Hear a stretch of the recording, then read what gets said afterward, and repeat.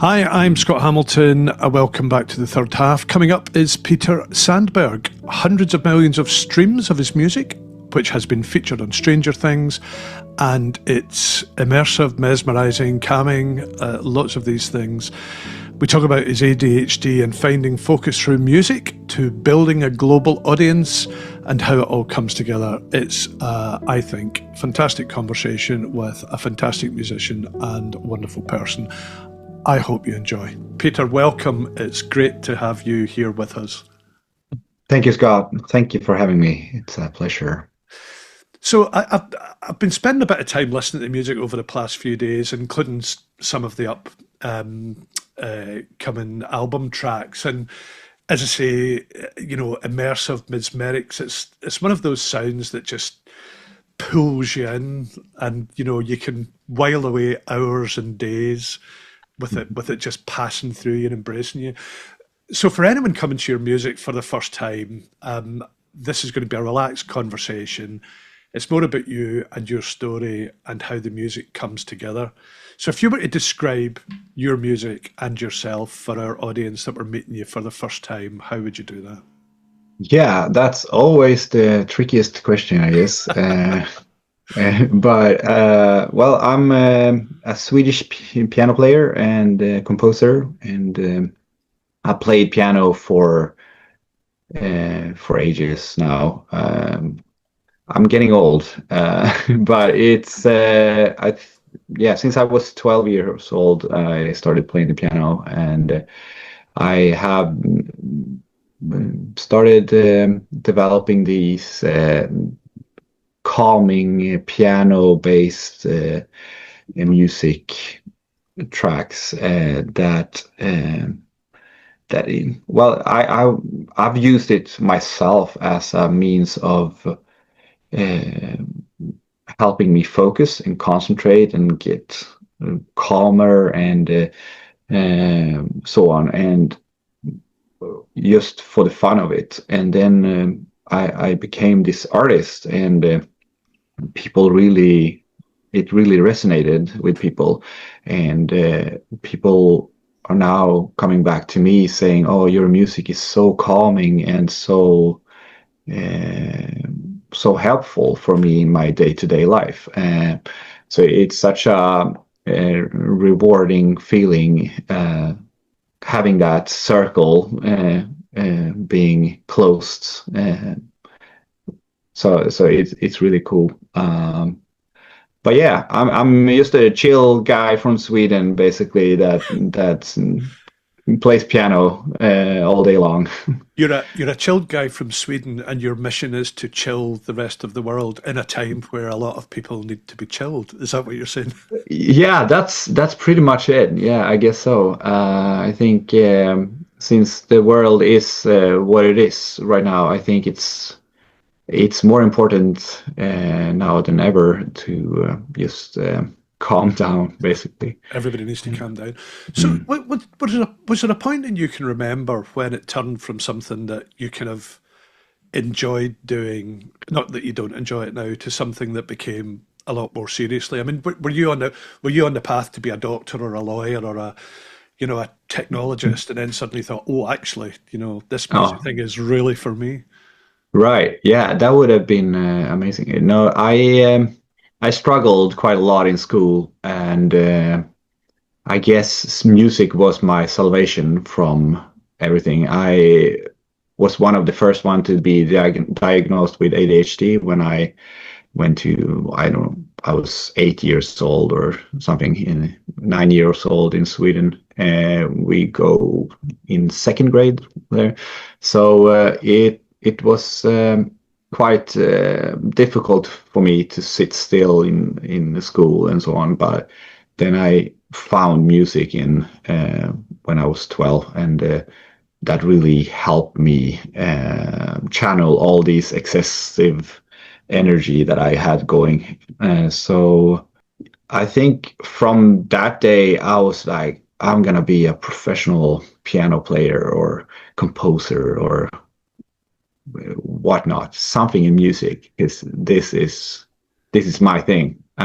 So I really loved doing math and science class in school. That was my favorite classes. But I was not like this super bright person. So music was where I ended up. And was music in the family? I'm always intrigued by, like the amount of actors or musicians or artists who take so much inspiration from their parents. Yes, my mum was an opera singer and my dad was a concert cellist. Hmm. Yeah, I mean, my parents actually met each other on their music college. Yeah. So they are not professional musicians now, but it has been a big part of their lives. My mom is a flutist and my dad is a piano player. So he was my first tutor. So he taught me this. What was it? Boogie-Woogie version of Jingle Bells, and it was a Christmas break, and I sat by the piano and tried to figure out stuff, and he was like, "Oh, I need to teach you something because you are actually open for for this now."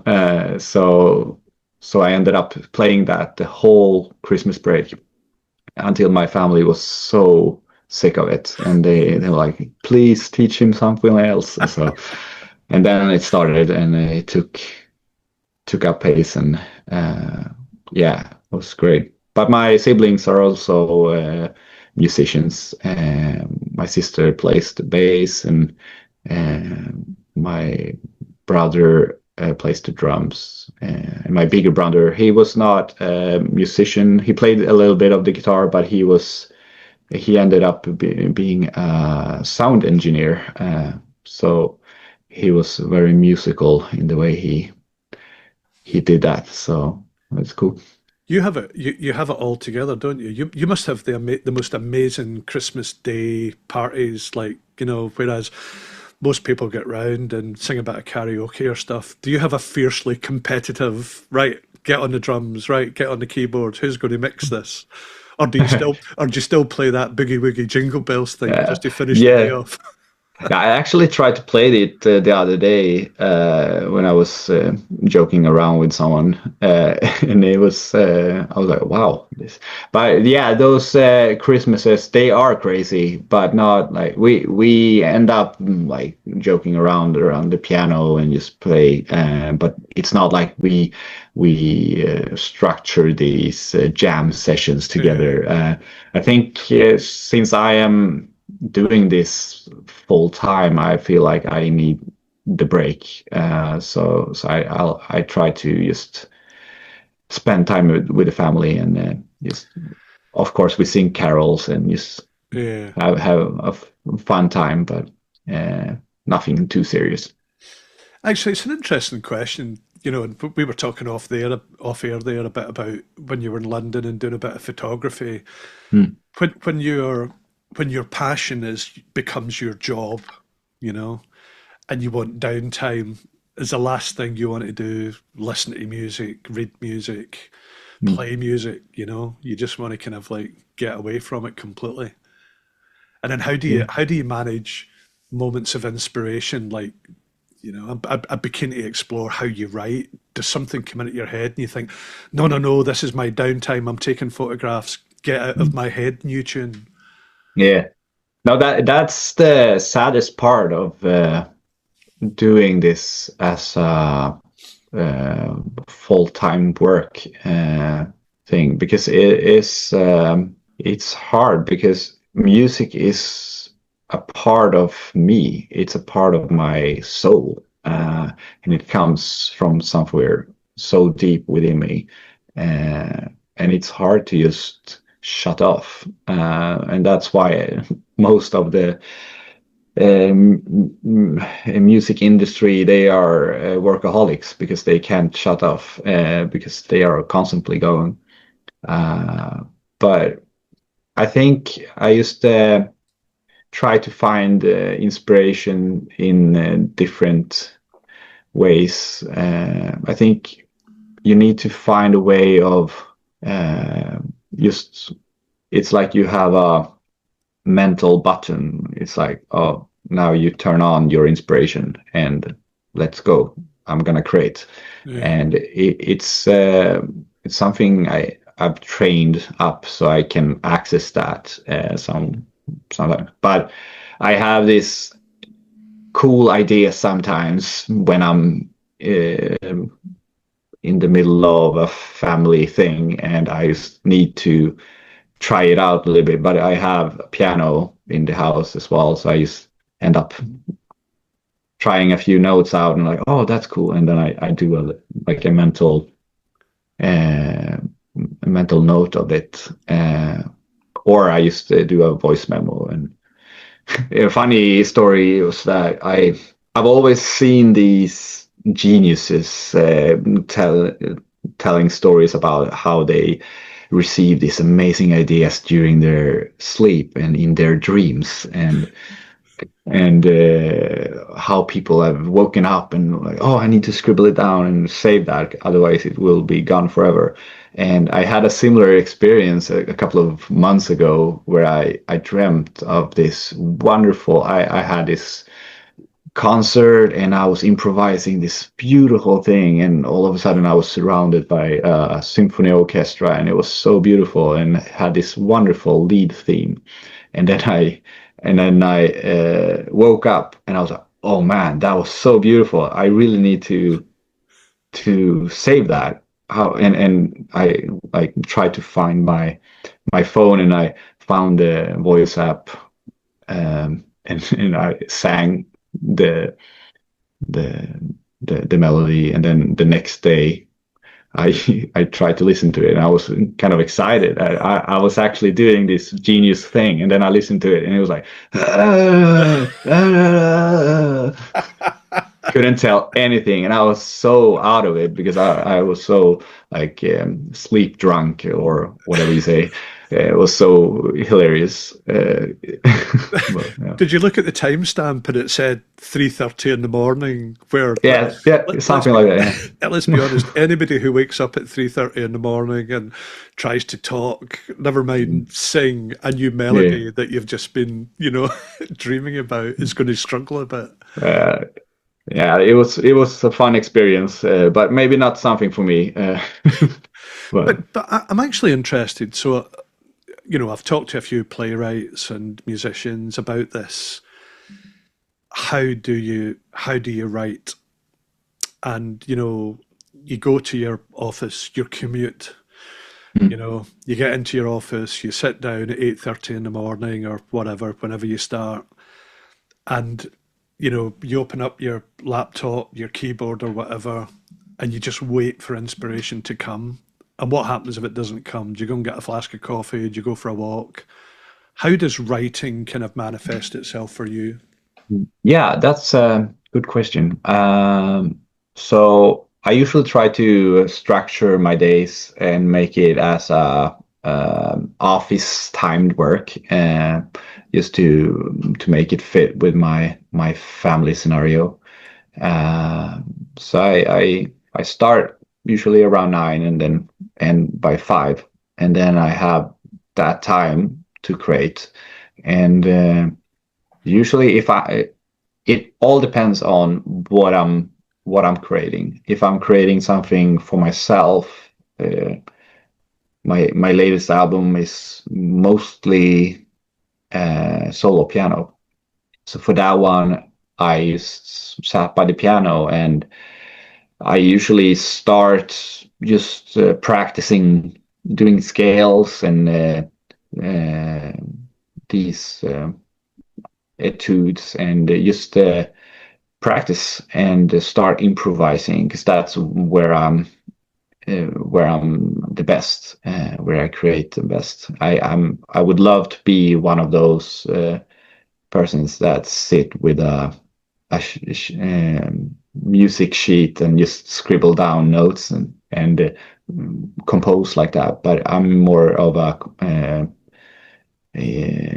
improviser. So I sit by the piano and improvise, and then I find something that's interesting, and then I start improvising over that idea, and then I I usually talk about it as building blocks. It's like I love playing with Legos when I was a kid. So it's like you building this Lego set, and but first off, you need to create the building blocks that you have. So I usually end up improvising and finding different blocks, and then after a while, and I usually always record this process as well. So because I'm so easily distracted, so I I need to be able to go back in time and listen to what I did, and then I condense that down, maybe save that in a folder somewhere, and then the next day I might do the same thing, and then after a while I have this huge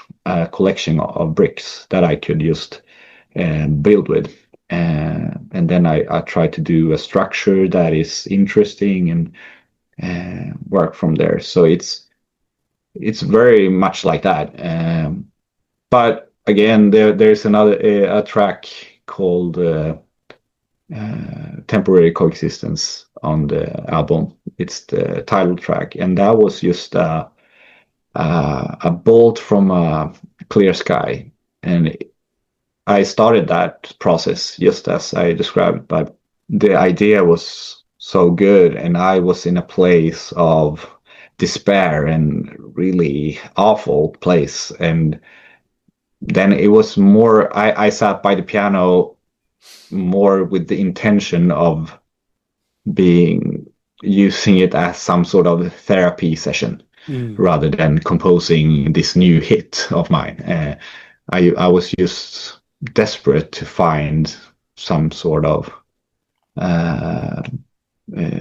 relief, or just because I was going through stuff, and then I ended up finding this theme, and I hit record and play that, and that was it.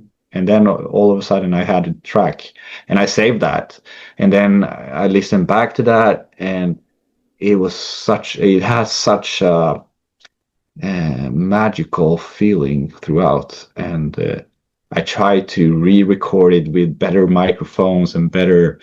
I practiced it so I would be better. It would be a better performance, but I couldn't because there was something magical about that moment.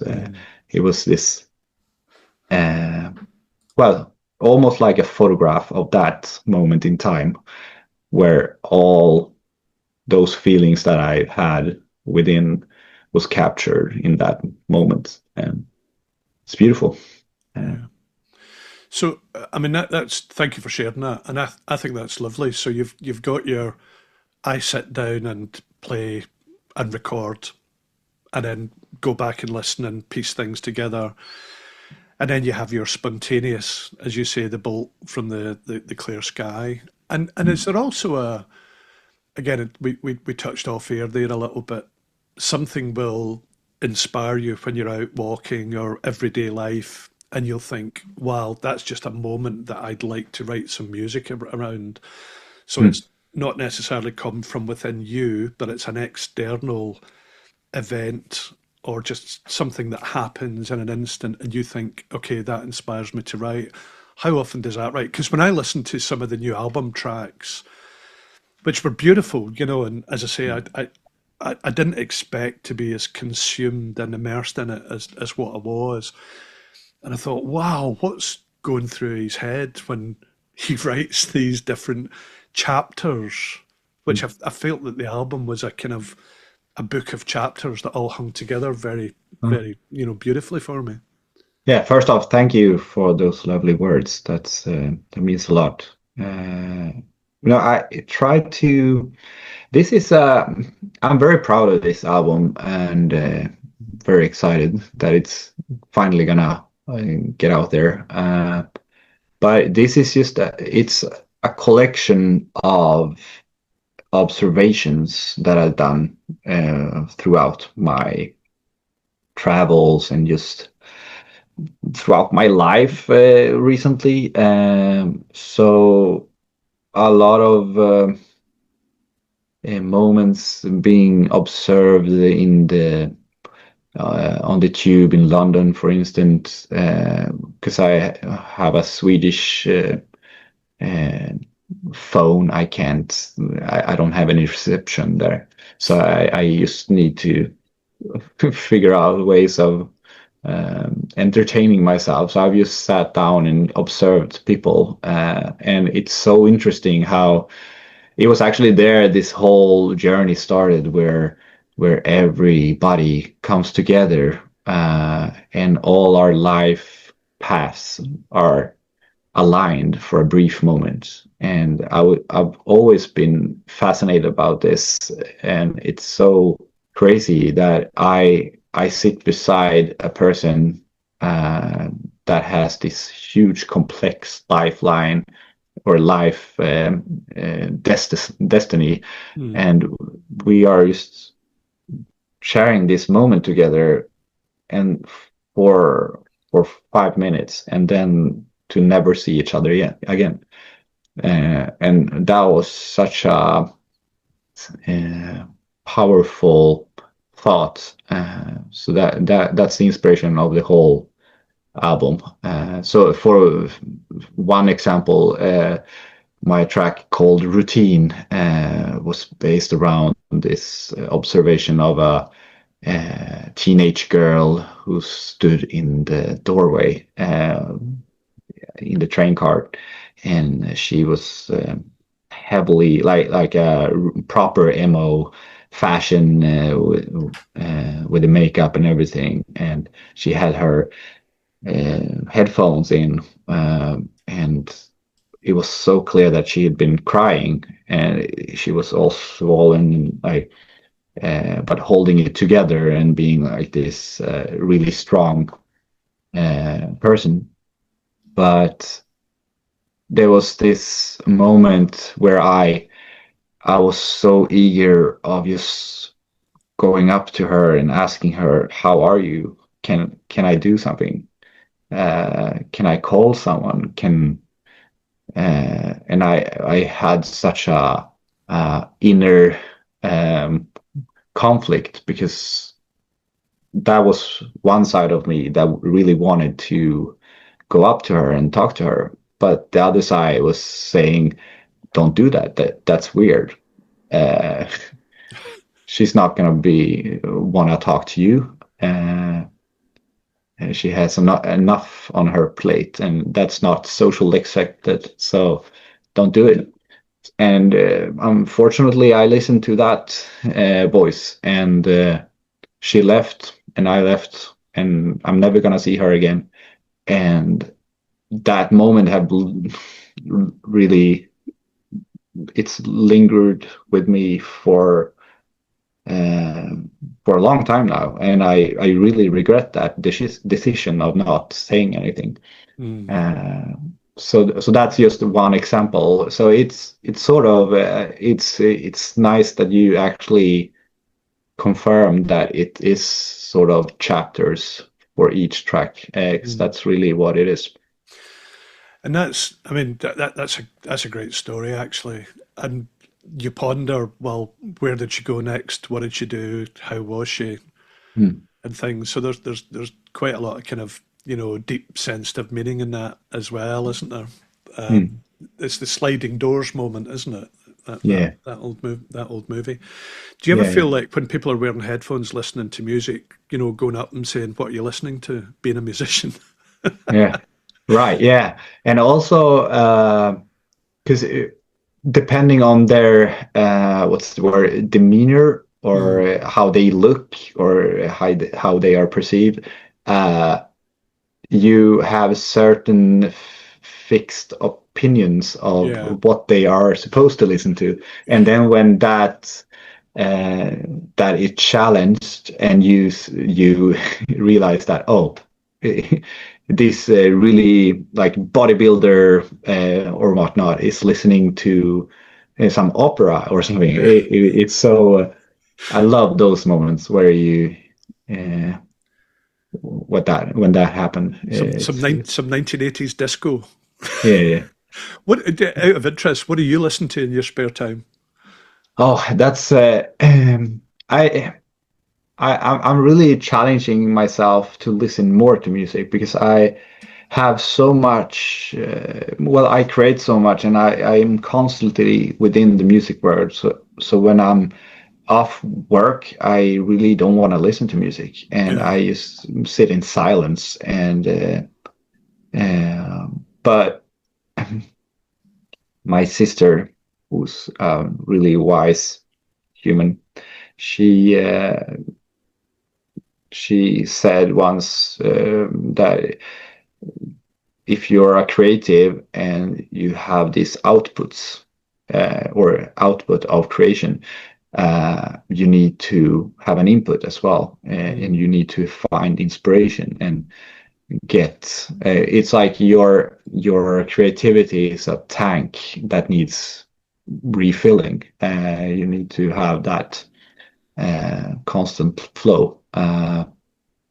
And even though I had quite a lot of inspiration in my tank, it started to run out. So I'm trying to find different ways of getting inspirations. And so, but music that I listen to right now is during my runs, because I really enjoy running. And I listen to, well, I'll tell you what I listen to. He's got his playlist. This is I an got the exclusive. playlist. Peter Sandberg just about to share his playlist. Okay, so it has. I don't know if I should say this. Anyway, I'm just gonna Coldplay, Tower of Power, Bruno Mars, Kimbra, Florence and the Machine, Elton John, Aha. That's Bill Take on me. Withers. Yeah, that's the best running track ever. Up Yeah, I'm tempo. I'm still standing. That's a really important running track. Uh, but then yeah, a lot of Swedish artists. There's one that I love called Casino, and Thomas Stenström. They are singing in Swedish, unfortunately, but it's just something with having lyrics in your own language, and you understand them in such a Uh, different way. But yeah, it keeps you running up that hill. yeah, So just on the album, just to finish this, and actually going back to the top of the conversation where you've been very open about your own inspiration, your ADHD, your kind of almost self help, and then the little story there about the girl on the train. What do you hope to that people take from the album? Because I almost get this sense of underlying. I talk a lot about give back, and helping people and everything.